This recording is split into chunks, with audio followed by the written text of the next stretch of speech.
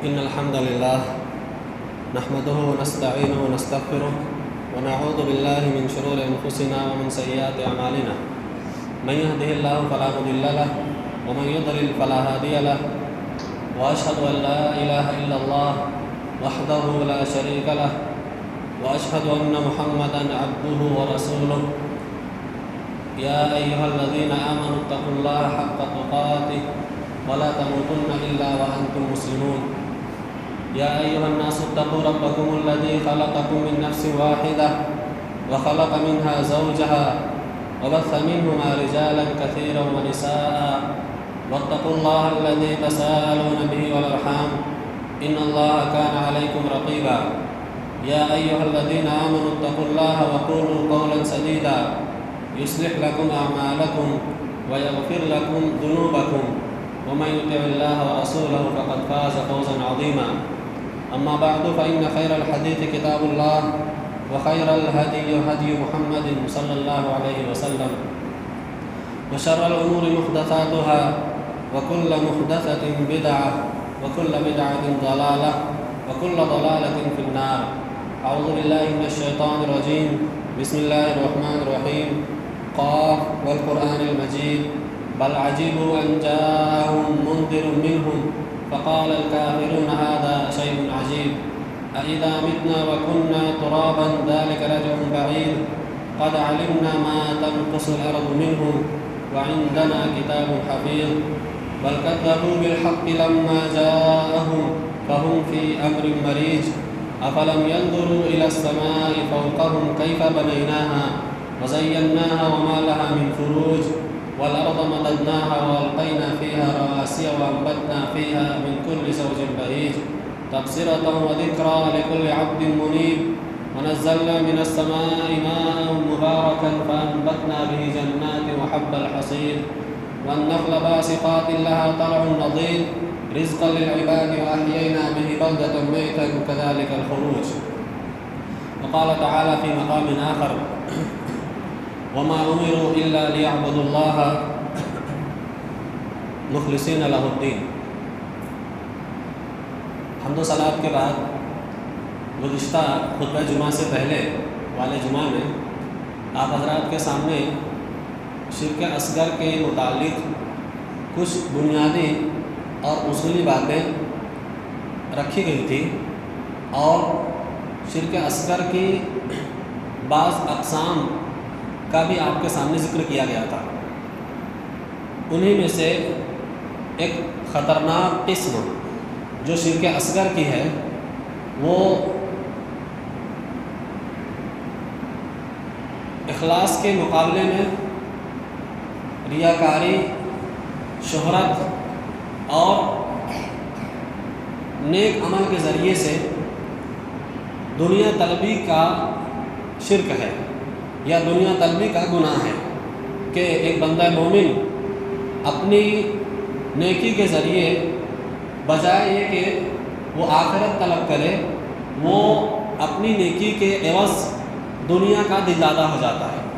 وہ نیک عمل کر کے دنیا کی کوئی بھی چیز، پیسہ ہو، شہرت ہو، عہدہ، جاہ و منصب ہو، اور اس طرح کی کوئی بھی چیز، دینار و درہم کا حصول ہو، اگر وہ نیک عمل سے چاہتا ہے تو اس کا یہی نیک عمل اس کے لیے وبال جان ہے.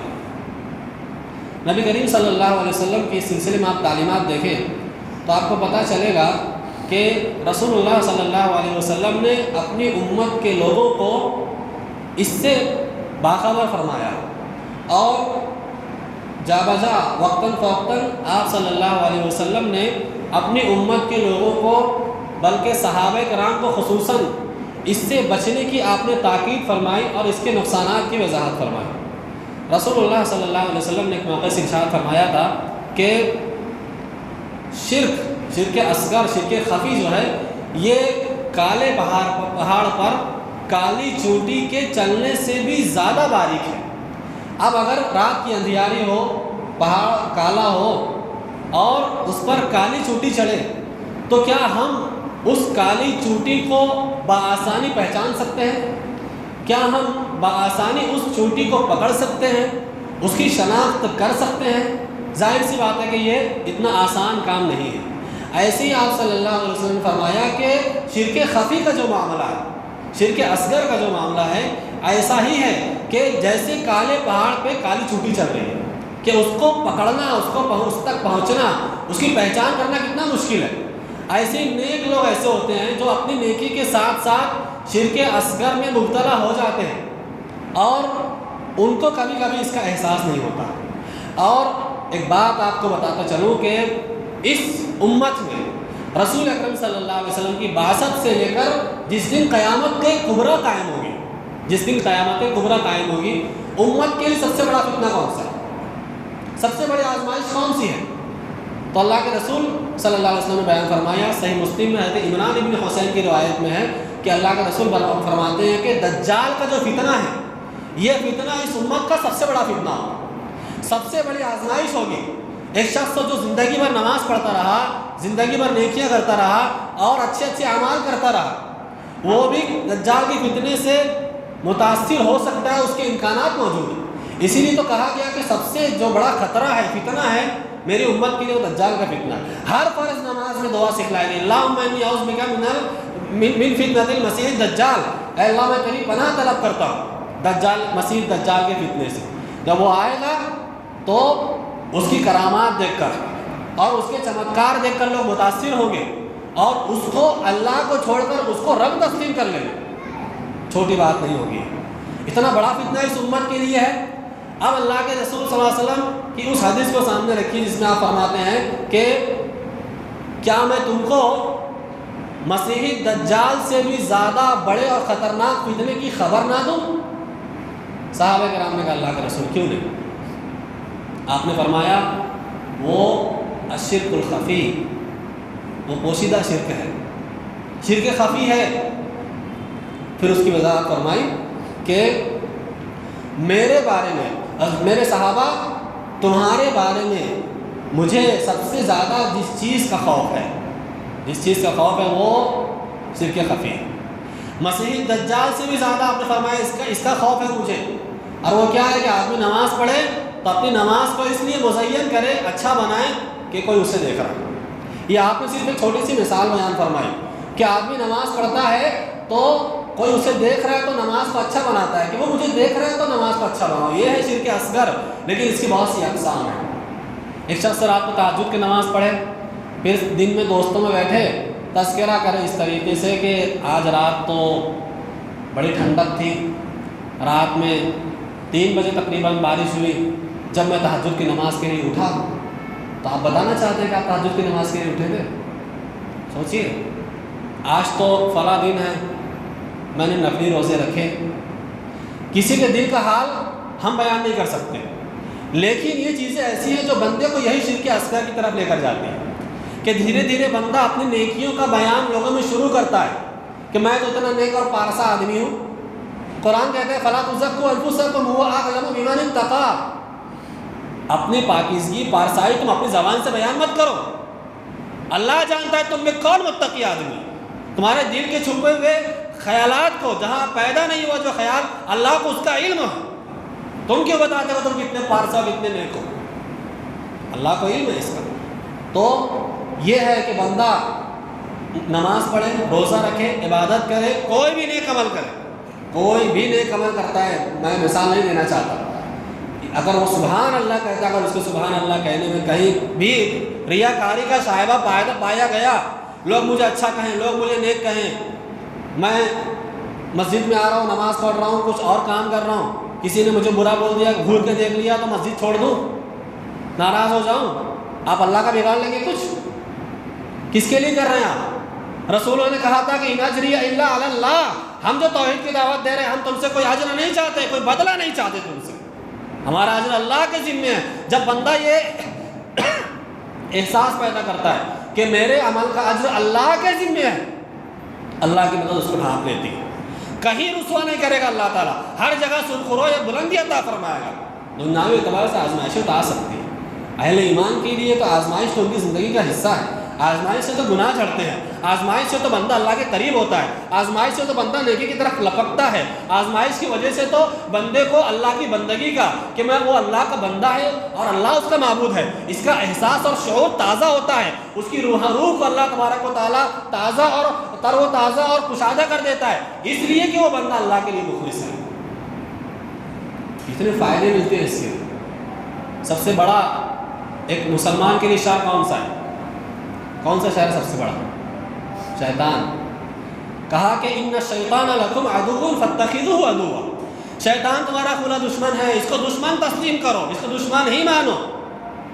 اللہ نے وعدہ کیا جو لوگ اس روئے زمین پر رب العالمین کے دین کو مانتے ہیں، توحید کو اختیار کرتے ہیں اور اس میں وہ مخلص ہیں، کوئی بھی عمل کرتے ہیں صرف اللہ راضی ہو جائے، کسی غریب مسکین فقیر کو کھانا کھلایا، کسی کو 10 روپیہ کا تعاون کر دیا، کسی راستہ چلتے کو لفٹ دے دیا کہ چلو تمہیں وہاں تک چھوڑ دو، مجبور آدمی ہے، کوئی آدمی ٹھیلا لے کے جا رہا ہے، اونچا راستہ آیا، اپنی گاڑی لگا کے اس کو ٹیکا دیتا ہے، چھوٹا سے چھوٹا کوئی عمل کرتا ہے، کسی سے ہنس کے بات کر لیتا، اگر وہ مخلص ہے اور یہی اخلاص ہے اللہ کے لیے کرتا ہے، تو اللہ تبارک و تعالیٰ نے شیطان کے فتنے سے بچنے کے لیے جن لوگوں کو بچائے گا، جن سے وعدہ کیا اللہ نے، مخلص لوگ ہیں۔ کہا شیطان نے اللہ سے کہ ابن آدم کے دائیں بائیں اوپر نیچے سب طرف سے آؤں گا، سب طرف سے بہکاؤں گا، میرا داؤ سب پہ چلے گا، الا عبادک منہم المخلصین، مگر جو مخلص ہے ان پر نہیں چل سکتا۔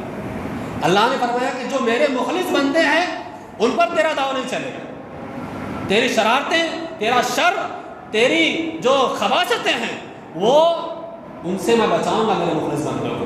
کس کی مدد؟ اللہ کی۔ اللہ کی مدد کس کے ساتھ ہے؟ شیطان سے بچاؤ۔ سب سے بڑا فتنہ مسلمان کے لیے آزمائش اور دشمن شیطان ہے۔ اللہ نے وعدہ کیا ہے کہ اور شیطان سے اللہ نے کہا تھا کہ تیرا داؤ سب پہ چلے گا، میرے مخلص بندوں پہ نہیں چلے گا۔ اس کا مطلب دنیا میں آدمی جب آتا ہے، جب سے لے کے موت تک شیطان اس کے پیچھے پڑا رہتا ہے، اس کی روح نکلنے کے وقت بھی شیطان اس کے سروں کے پاس، کانوں کے پاس جا کے وسوسہ ڈالنے کی کوشش کرتے رہتا ہے، ایڑی چوٹی کا زور لگاتا ہے کہ اس کو کہیں نہ کہیں شک میں شبہ میں مبتلا کر لوں، اس کا خاتمہ ایمان پر نہ ہونے کا۔ اللہ نے کیا وعدہ کیا؟ اگر آپ اللہ کے لیے کسی عمل کو انجام دیتے ہیں، صرف اللہ کی خوشی مل جائے، دنیا والے کیا بولتے ہیں، کیا سوچتے ہیں، کیا الزام لگاتے ہیں، کیا کیا باریکیاں کرتے ہیں، اس سے کوئی مطلب نہیں۔ اللہ راضی ہوگا، اللہ خوش ہوگا، سب سے پہلے اللہ تعالیٰ شیطان سے بچائے گا۔ بعض لوگوں کو یہ شبہ ہو جاتا ہے چھوٹی چھوٹی بات میں، بخار ہو گیا، سردی ہو گئی، رشتہ نہیں لگ رہا ہے، کاروبار میں برکت نہیں ہے، پیر میں درد ہے، سر میں درد ہے، ہاں لگتا ہے اس کے اوپر کچھ اثرات وغیرہ ہیں، کچھ حرارت ہے۔ تیرے کیسے پتہ چلا حرارت ہے؟ تو دیکھ، تیرا دل دیکھ، تیرا ایمان دیکھ، تیرا عمل دیکھ کہ واقعی تو اللہ کے لیے عمل کو انجام دیتا ہے۔ کیا تو نمازیں پڑھتا ہے تو اللہ کے لیے پڑھتا ہے؟ کیا تو قرآن کی تلاوت اللہ کے لیے کر رہا ہے؟ جائزہ لینا چاہیے بندے کو نا۔ اگر آپ فجر کی نماز چھوڑ کے گھر میں سوئے ہوئے، کاروبار میں برکت کہاں سے رہے گی؟ جب شیطان نے آپ کی ناکوں میں، آپ کے دل پر اس نے تسلط جما لیا ہے، اب پورا دن تو شیطان کو جب آپ نے فجر کی نماز نہیں پڑھی تو پھر کوئی شکایت کر رہے ہیں کہ ہاں بہت بڑی حرارت ہے، بہت اثرات ہیں، یہ سب شیطانی ہتھ کنڈے ہیں۔ اگر کبھی ایسا محسوس ہو تو جائزہ لیجئے کہ ہم شیطان کی اطاعت کر رہے ہیں کہ اللہ اس کے رسول کی اطاعت کر رہے ہیں۔ ہم وہ عمل جو شیطان کو پسند ہے وہ عمل کر رہے ہیں، یا ان اعمال کو انجام دے رہے ہیں جو اللہ کو پسند ہے، جو رسول نے بتایا۔ کتنے ایسے لوگ ہیں جو پریشان ہوتے ہیں، بڑی مشکلات، مصیبتیں، اور آپ دیکھیں تو بڑی بڑی بدعتیں کر رہے ہیں۔ ابھی کل میں نے تذکرہ کیا اس کا درس میں، بیعت کی بدعت ہمارے ایسے بہت ساری بدعتیں لوگوں نے نکالی۔ بدعت کر رہے ہیں تو اللہ کی مدد کیسے آئے گی؟ شیطان کا تسلط کیسے ختم ہوگا؟ شیطان کا سب سے پسندیدہ عمل اگر کوئی ہے تو بدعت ہے، شرک کے بعد۔ کیوں؟ اس لیے کہ بندہ گناہ سے توبہ کر لیتا ہے، بدعت سے توبہ نہیں کرتا۔ اسی لیے بدعتی کے مقابلے میں موحد مسلمان جو سنت کا پابند ہے، سنت پر عامل ہے، وہ ہمارے نزدیک پسندیدہ ہونا چاہیے۔ ہم اپنوں سے نفرت کریں، اپنوں کے متعلق ہمارا دل صاف نہ ہو، اور ہم کسی بدعتی کو گلے لگائیں، اللہ کے دشمن کو گلے لگا رہے ہیں۔ جو اس کے دین کو ٹھیس پہنچاتا ہے، اس کے دین کو نقصان پہنچاتا ہے۔ یہ چھوٹی چیز نہیں ہے میرے بھائی۔ کوئی آدمی اللہ کے دین کو بگاڑے، آپ اس کو اپنا دوست بناتے ہیں، صحیح نہیں ہے یہ۔ اگر رشتہ دار بھی ہے تو تعلق نبھایا جائے گا، رشتہ داریاں نبھائی جائیں گی، اس نے سلوک کیا جائے گا، دین کے معاملے میں کمپرمائز نہیں۔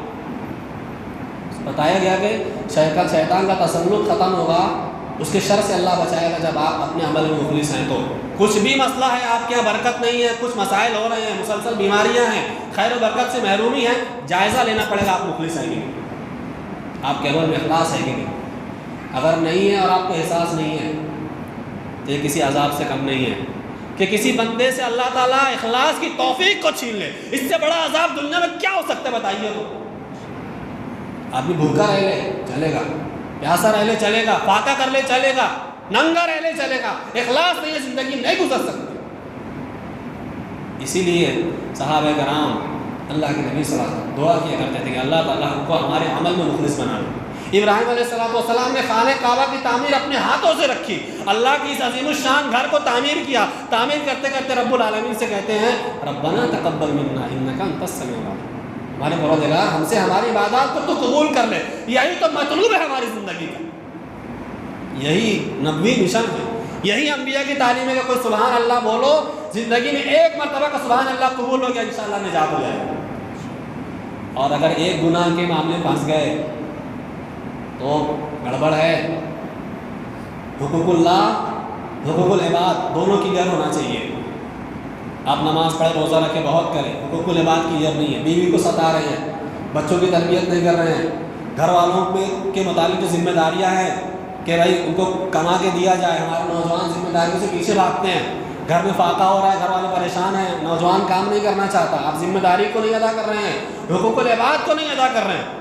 کوئی بندہ پریشان ہے، آپ صاحب مال ہیں، آپ صاحب زکوٰۃ ہیں، کوئی پریشان آدمی آپ کے پاس میں آتا ہے، آپ نے مدد نہیں کی، اللہ پوچھے گا۔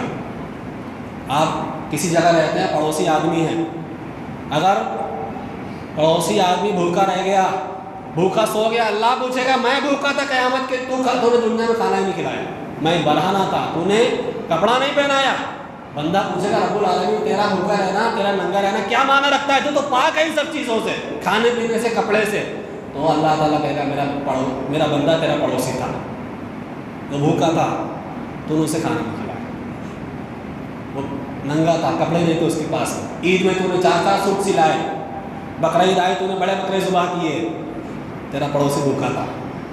پڑوسی کے ساتھ یہ معاملہ ہے، یہ حقوق العباد ہے۔ کوئی بھی شخص ہے، آپ کے گھر اگر ایک آدمی ایک دن کے لیے مہمان بھی آتا ہے، جو ہے کھلا دیجیے، اللہ برکت سے نوازے گا، اسی کے آنے کی وجہ سے اللہ تعالیٰ آپ کو خیر سے نوازے گا۔ ایک صحابی انصاری تھے، انہوں نے جب اللہ کے رسول کے مہمان کو کھانا کھلایا، کچھ نہیں تھا ان کے گھر میں، اتنا تھا کہ بچے کھا سکتے تھے، جب کھانا کھلایا اللہ نے اتنا قبول فرمایا اس کو کہ اللہ نے قرآن میں اس صحابی کے متعلق آیت نازل فرمایا۔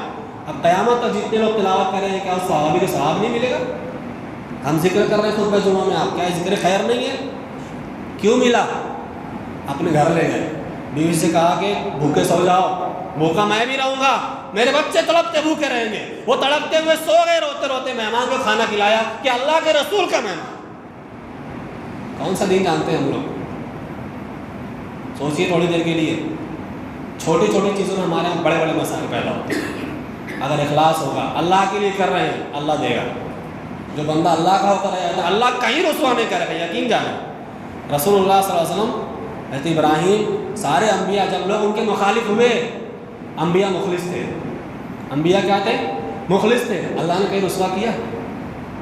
رسول اللہ صلی اللہ علیہ وسلم گھر سے نکالنے کا پلان بن رہا ہے، آپ ہجرت فرما رہے ہیں، اللہ نے ذلیل کیا؟ نہیں، ان کے درمیان اللہ نے صحیح سلامت نکالا۔ یہی ہے اللہ تبارک و تعالیٰ کی مدد، جو رسولوں کے ساتھ، رسولوں کے ماننے والوں کے ساتھ اس لیے ہوتی ہے کہ وہ اللہ کے لیے قربانی پیش کرتے ہیں، اللہ کے لیے مخلص ہوتے ہیں، ان کا جو بھی عمل ہوتا ہے اللہ کے لیے ہوتا ہے۔ دوسری بات جو ہمارے یہاں برائیاں پائی جاتی ہیں، حسد ہے، کپٹ ہے، جلن ہے، کسی کی اچھائی دیکھ کے چڑنا، کسی کا اچھا لوگوں سے دیکھ نہیں جاتا، اور برائیاں، فحاشیاں، زنا، چوریاں، یہ سب جتنی خرابیاں ہمارے معاشرے میں ہیں، اگر آپ اللہ کے لیے کوئی عمل کرتے ہیں، اللہ تعالیٰ ایسی حفاظت کا سامان مہیا فرمائے گا کہ آپ ان سب گناہوں سے بچ جائیں گے۔ یہ اپنے پاس سے بول رہا ہوں جی نہیں، قرآن پڑھیے، اسی لیے میں کہتا ہوں کہ قرآن پہ زیادہ توجہ دو۔ یوسف علیہ السلام کا معاملہ کیا ہوا؟ جب عزیز مصر کی بیوی نے بہکایا اور پورا منصوبہ بنایا، پورا ماحول بنا لیا کہ وہ یوسف علیہ السلام کو برائی پر ابھارے، غالب کر دے، ان پر غالب آ جائے۔ یوسف علیہ السلام کے دل میں اس طرح کا خیال پیدا بھی ہو گیا۔ چھوٹی بات نہیں تھی یہ کہ اتنا بڑا معاملہ آتا ہے۔ اللہ نے یوسف علیہ السلام کی خصوصی مدد فرمائی اور یہ فرمایا کہ انہو من عبادنا المخلصین، وہ یوسف میرے مخلص بندوں میں سے تھا۔ وہ عزیز مصر کی بیوی کے شر سے، زنا سے، فحاشی سے، برائی سے اللہ تبارک و تعالیٰ نے اپنے پیغمبر کی حفاظت اس لیے فرمائی کہ وہ پیغمبر مخلص تھا اللہ کے لیے۔ آپ کے گھر کی، آپ کے نوجوان بیٹوں کی، بیٹیوں کی عزت و عصمت کی اللہ حفاظت کرے گا، اور آپ مخلص ہیں تو۔ مخلص نہیں ہیں سارے مسائل پیدا ہوں گے۔ مخلص ہوں گے تو دنیا اور آخرت میں اللہ حفاظت فرمائے گا۔ مخلص ہوں گے تو اللہ تعالیٰ موت کی سختیوں کو آسان فرما کر حسن خاتمہ فرمائے۔ کیوں؟ جو بندہ اللہ کے لیے مخلص ہوتا ہے تو اللہ کی مدد ہر قدم پر ہوتی ہے، اور جو مخلص نہیں ہوتا زندگی میں چاہے جتنا دکھاوا کر لے، نیک عمل کرے، زندگی بھر لوگ کو پانی پلاتا رہے، نیکیاں کرتا رہے، اگر مخلص نہیں ہے موت کے وقت اس کی تقدیر غالب آئے گی اور اس کا خاتمہ اس نے خاتمہ نہیں ہوگا۔ بہت بڑی بات بول رہا ہوں اور ذمہ داری سے بول رہا ہوں، منبر رسول سے بول رہا ہوں۔ نبی کریم صلی اللہ علیہ وسلم کے زمانے میں بخاری مسلم اور حدیث سکہ کی کتابوں میں آپ دیکھیے اٹھا کر، ایک آدمی تھا جہاد کر رہا ہے، ایسا لڑتا ہے کہ جو سامنے آ جائے اس کے سامنے ٹکے نہ۔ اللہ کے رسول نے فرمایا دیکھنا یہ آدمی جہنمی ہے، رونے والی بات ہے۔ کہا یہ آدمی جہنمی ہے۔ صحابی پریشان ہو گئے کہ اتنی جرأت اور بہادری سے میدان جہاد میں لڑ رہا ہے، جہنمی کیسے ہو سکتا ہے؟ لیکن نبی نے کہا کہ غلط نہیں ہوگا، پیچھا کیا اس کا۔ اس آدمی نے پیچھا کیا، جب پیچھے گیا لڑتے لڑتے وہ آدمی جب زخم سے چور ہو گیا، تلوار کو رکھا، تلوار کی نوک اوپر رکھی، اپنے سینے کو تلوار پہ گرا لیا، موت ہو گئی۔ کیا کیا اس نے؟ خودکشی کی کہ نہیں؟ خودکشی کی کہ نہیں کی؟ کیوں کی؟ لڑ تو رہا تھا اللہ کے لیے۔ اگر خودکشی کیے بغیر دشمن کے ہاتھوں مارا جاتا تو شہادت کی موت نصیب ہوتی، لیکن اہل ایمان ہیں، اللہ کے پیغمبر ہیں، ایک آدمی زندگی بھر اور میدان جہاد میں لڑ رہا ہے اللہ کے لیے، اور جہاد کر رہا ہے اللہ کے راستے میں لڑ رہا ہے، لیکن اچھی موت نصیب نہیں ہوئی۔ اس کی تشریح میں اہل علم نے کہا ہے اس لیے اس کو اچھی موت نصیب نہیں ہوئی کہ وہ اپنے عمل میں مخلص نہیں تھا، اس کا جہاد اللہ کی رضا کے لیے نہیں تھا۔ اگر آپ ایسا کر رہے ہیں ڈرنا چاہیے اللہ سے۔ زندگی تو گزر جاتی ہے میرے بھائی، کیسے بھی گزر جائے، رو رو کے بھی گزر جائے گی، اچھی سے بھی گزر جائے گی۔ اگر اچھی موت نہ ملے تو کیا مطلب آتا ہے؟ سوچیے آپ، اچھی موت نہ ملے کیا زندگی بھر ہماری نیکیاں زندگی کی برباد نہیں ہوگی؟ یہ برکت ہے کہ بندہ جب مخلص ہوتا ہے تو اللہ تعالیٰ موت کے وقت شیطان کے غلبے کو دور کر دیتا ہے، اور مخلص نہیں ہے چاہے جتنی نیکیاں کرتا رہے تقدیر غالب آ جائے گی اور تھوڑے دن میں برائی کر کے جہنم میں پہنچ جائے گا۔ اللہ سے دعا کرتے رہنا چاہیے کہ اللہ تعالیٰ ہماری اس طرح کے برے اعمال سے حفاظت فرمائے۔ نبی کریم صلی اللہ علیہ وسلم بیان فرماتے ہیں، صحیح مسلم کی روایت ہے، قیامت کے دن سب سے پہلے جہنم کو جن لوگوں سے بھڑکایا جائے گا، وہ زنا کرنے والے، چوری کرنے والے، فاسق، فاجر، گالیاں دینے والے، ایسے لوگ نہیں ہوں گے۔ یہ وہی لوگ ہیں جو کرتا پاجامہ پہن کے، چولا پہن کے مسجدوں میں حاضری دیا کرتے تھے۔ کہا کہ لایا جائے گا ایک آدمی کو، شہید ہوگا، دنیا میں اس کو لوگوں نے کہا بڑا شہید آدمی، اللہ کے راستے میں بڑا اس نے جہاد کیا، بڑی تعریفیں کی، کتابیں لکھی گئی، پمفلٹ چھاپے گئے، بہت نیک آدمی تھا۔ لایا جائے گا، کہا جائے گا کہ یہ ہماری نعمتیں ہیں، اللہ تعالیٰ اپنی نعمتیں بتائے گا اس کو۔ جب نعمتوں کو پہچان لے گا تو اللہ تعالیٰ پوچھے گا ان نعمتوں کو ملنے کے بعد آپ نے ہمارے لیے کیا عمل کیا؟ ہم پر بھی اللہ کی نعمتیں ہیں، ہم ناشکری کرتے ہیں، تھوڑا سا کچھ کمی زیادتی ہو جائے تو ہم زبان سے شکوہ شکایت کرنے لگتے ہیں۔ صبر کرنا چاہیے بندے کو۔ تو کہا گیا کہ یہ نعمتیں ہماری ہیں، آپ پہچان لے گا، اللہ پوچھے گا کیا عمل کیا؟ کہا تیرے راستے میں جہاد کیا، شہید ہو گیا۔ اللہ تعالیٰ کہے گا کذبتا، تو جھوٹ بولتا ہے، تو نے جہاد اس لیے کیا، اللہ کے راستے میں اس لیے ڈالا کہ تجھے لوگ کہیں گے بڑا بہادر آدمی تھا، بڑا جری آدمی تھا، دنیا میں تیری تعریفیں ہو، تجھے شہرت ملے، تجھے عزت ملے، تجھے عہدہ اور منصب ملے، تیری چودراہٹ قائم رہے دنیا میں، یہ سب معنی اس میں شامل ہے۔ تو دنیا چاہتا تھا، اللہ تعالیٰ اس کو گھسیٹ کے جہنم میں ڈالے۔ یہ وہ لوگ ہیں جن سے جہنم کو بھڑکایا جا رہا ہے۔ دوسرا عالم لایا جائے گا، یہ اللہ تعالیٰ حفاظت کرے، تڑپا دینے والی بات ہے۔ ہمارے علماء ان سب حدیثیں سن کے روتے تھے، تو عالم لایا جائے گا، پوچھا آپ نے نعمتیں ملنے کے بعد کیا کیا؟ کہا میں نے قرآن کا علم حاصل کیا، قرآن سیکھا سکھایا۔ کہا کذبتا، تو جھوٹ بولتا ہے، تو نے یہ اس لیے کیا کہ تجھے لوگ عالم صاحب کہیں، ہاں تیری آؤ بھگت کرے، تیری بڑی عزتیں ہو، بڑی شہرت ہو، پذیرائی ہو، تیرے دل میں اخلاص نہیں تھا۔ میں کہتا ہوں چھوٹا عمل نہیں بنتا، اخلاص سے کرے بڑا بن جاتا ہے۔ بڑا عمل بھی اگر اخلاص نہیں کوئی حیثیت نہیں ہو سکتی۔ کہا تو نے ایسا کیا، کذبتا، تو جھوٹ بولتا ہے، تو نے دنیا کے لیے، عزت اور شہرت کے لیے، ریاکاری کے لیے کیا، گھسیٹ کے جہنم میں ڈالا جائے گا۔ تیسرا وہ آدمی ہے جو سخی ہوگا، اس کو اللہ نے مال سے نوازا، اللہ نعمتیں پہچانوائے گا، پہچان لینے کے بعد کہے گا کہ کیا کیا میرے لیے؟ بندہ کہے گا تیرے راستے میں خرچ کرتا رہا۔ کہا جھوٹ بولتا ہے، تو نے خرچ اس لیے کیا تھا کہ مجھے لوگ فیاض کہیں، سخی کہیں، اس نے مسجد بنائی، اس نے مسجد میں قالین لگائی، پنکھے لگائے، اس نے دیکھو کہ غریبوں کا بڑا خیال کرنے والا تھا، لوگوں کو بڑا کھانا کھلانے والا تھا، گھر گھر جا کے لوگوں کی خدمتیں کیا کرتا تھا۔ اس کا مقصد کیا تھا؟ مقصد یہ تھا کہ اللہ راضی ہو نہیں۔ اگر اللہ راضی ہو تو معاملات الگ ہوتے ہیں، چھپاتا ہے بندہ نیکیوں کو، کہیں بیان نہیں کرتا۔ مولوی صاحب نے جو کپڑا پہنا نا تحفے میں تو ہم ہی نے دیا تھا اس کو، آپ دے کے بتانا چاہتے ہیں؟ احسان کر رہے ہیں، جتلا رہے ہیں، یہ نیکی کر کے دکھا رہے ہیں۔ یہ مسجد میں جو ڈائس ہے ہم نے دیا تھا، دیکھا ہم نے، پنکھے میں لکھوا رہے ہیں ایثار ثواب برائے عبدالرحمان فلاں، بتانا چاہتے ہیں کہ پنکھے کی پتیاں آپ نے لگوائی ہیں؟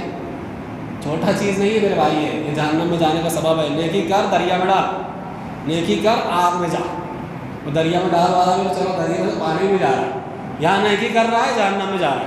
کہا جھوٹ بولتا ہے، تو تیرے خرچ کرنے کا مقصد یہ نہیں تھا، تو دنیا چاہتا تھا، کوئی بھی چیز چاہے، عزت چاہے، شہرت چاہے، عہدہ چاہے، منصب چاہے، جو چاہے سب شامل ہے، جہنم میں گھسیٹ کے ڈالا جائے گا۔ تین لوگ ہیں جن سے سب سے پہلے جہنم کو بھڑکایا جائے گا۔ اب اس کے بعد اس حدیث کو صحابی رسول، اس امت کے محدث حضرت ابو ہریرہ رضی اللہ تعالیٰ سب سے زیادہ حدیث یاد کرنے کا شرف جن کو ملا، جب اس حدیث کو بیان کرنے کا ارادہ کیا تو بے ہوش ہو کے گر پڑے، ہوش آیا، دہشت کے مارے، خوف کے مارے، قیامت کے دن ہمارا کیا ہوگا۔ اس کے بعد پھر بیان کرنے سے پہلے بے ہوش ہو کر گر پڑے، پھر ہوش آیا، پھر بے ہوش ہو کے گرے، پھر ہوش آیا، پھر بے ہوش ہو کر گرے، 4 مرتبہ بے ہوش ہو کر گرے اس حدیث کو بیان کرنے سے پہلے۔ جب امیر معاویہ رضی اللہ تعالیٰ عنہ تک یہ حدیث پہنچی اور یہ معاملہ پہنچا حضرت ابو ہریرہ کا، تو کہا کہ جب اس امت کے نیک لوگوں کا یہ عالم ہے کہ ان کو جہنم میں ڈالا جائے گا تو امیر معاویہ کے کیا لگے گا؟ پھر پھوٹ پھوٹ کر رونے لگے، اتنا روئے کہ بیمار پڑ گئے۔ کچھ افاقہ ہوا تو قرآن کی آیت پڑھی۔ قرآن کی آیت ہم اپنے گھر میں لکھ کے لگا لینا چاہیے۔ گھر میں لکھ کے لگانے کا مطلب یہ کہ یاد دہانی کرو اس کی، من کان یرید الحیات الدنیا وزینتہا، جو لوگ دنیا کی زندگی اور اس کی زینت چاہتے ہیں، ہم کوئی بھی نیک عمل کر رہے ہیں اس کے ذریعے سے دنیا ملے، اس کی زیب و زینت نصیب ہو جائے، تو کہتے ہیں کہ نوفی الیہم اعمالہم فیہا وہم فیہا لا یبخسون، ان کے نیک اعمال کا بدلہ دنیا میں دے دیا جاتا ہے اور انہیں کوئی کمی نہیں کی جاتی اس کے اندر۔ پھر کہا کہ اولئک الذین لیس لہم فی الآخرۃ الا النار، یہی لوگ ہیں جن کا بدلہ قیامت کے دن جہنم کے آگ کے سوا کچھ نہیں ہے۔ آپ کی نیکی آپ کے جہنمی ہونے کا فیصلہ کر دے، کتنی بری بات ہے، کتنی بڑی ناکامی۔ دنیا کی سب سے بڑی ناکامی یہی ہے کہ بندے نے نیکیاں کی، لوگوں نے سمجھا بڑے پرہیزگار آدمی تھے اور مرا بھی جہنم میں گیا۔ اسی لیے اخلاص پیدا کیجیے۔ حضرت عمر کی دعا ہے، اللہم اجعل عملی کلہ صالحا واجعلہ خالصا لوجہک، اے اللہ تو میرے عمل کو صالح بنا دے۔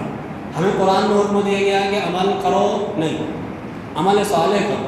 اس میں 3 شرطیں ہوتی ہیں۔ ایک تو آدمی جب عمل صالح کرے تو توحید کے ساتھ کرے، یعنی اس کے عمل میں شرک نہیں ہونا چاہیے۔ مثلا نماز پڑھ رہا ہے وہ، نماز اللہ کے لیے پڑھ رہا ہے، اللہ کے رسول کے طریقے کا اہتمام کر رہا ہے، لیکن اس کا عقیدہ، اس کا منہج ایسا ہے جس میں شرک اکبر پایا جاتا ہے۔ اب اس کا جبہ ٹوپی کتنی اچھی ہو، کتنا ہی مشہور ہے کہ بڑے نیک ہیں، بڑے مولوی صاحب فلاں دیکھا ہے، اگر شرک اکبر ہے عقیدے میں، کوئی نیکی اللہ کے قابل قبول ہے، کوئی نیکی۔ یہ تڑپا دینے والے چھوٹی چھوٹی کتابیں لے کے، لال ہری کتاب لے کے تبلیغ کر رہے ہیں دنیا میں، ہاں عطیات سکھا رہے ہیں، درود شریف پڑھا رہے ہیں، یاد کرا رہے ہیں، قرآن پڑھا رہے ہیں تو عین شین قاف گلا دبا کے گڑا کے نکالو، توحید کون بتائے گا بھائی؟ آپ نے سب کیا، زندگی میں قرآن کی تلاوت کرتی رہی، پیغام توحید نہیں سمجھا، نجات نہیں ہوئی۔ کچھ بھی عمل کر لے، ایک نہیں 50 عمرہ کر لے زندگی میں، اگر اس عمرے کے ساتھ کسی دوسرے عمل میں آپ کی زندگی میں شرک اکبر ہے تو اللہ کے قابل قبول نہیں ہوگا۔ قرآن، حدیث، اجماع صحابہ، امت کا اجماع، سب اس پر، کہیں کوئی اس میں مسلک کا، منہج کا کوئی اختلاف نہیں۔